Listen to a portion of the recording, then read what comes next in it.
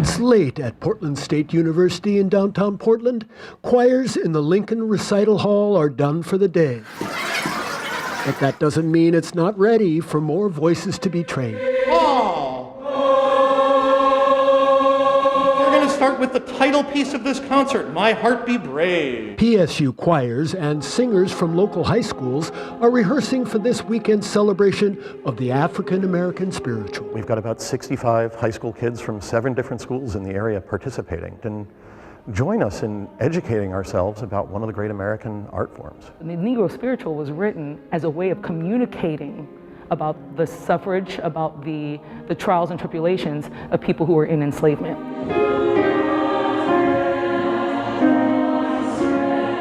To highlight the importance of the spiritual and its healing emotional outlet for enslaved Africans who first sang this music over 150 years ago, PSU is hosting an expert to conduct. About what I do is to musically train young African American men with varied backgrounds and abilities and create unity and beauty through choral singing. So Dr. David Morrow from Morehouse College is coming to conduct this and is the leading expert on the history of the Negro spiritual. Professor Coty Reven Morris knows that Dr. Morrow's perspective is important. So we want to reclaim that music for its appropriate purpose in telling stories of people, in telling the history of the past.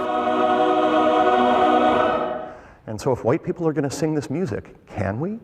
Should we? PSU's professor of music, Ethan Sperry, along with all his choir students, signed the Black Voices Matter pledge in 2020. It was created by black music educators during the protests following the murder of George Floyd. And they encouraged us, please, please, please sing music by non-white composers, and especially black composers.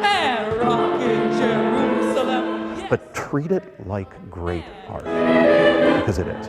Getting to not experience what they felt, but sort of have insight into that history is very important.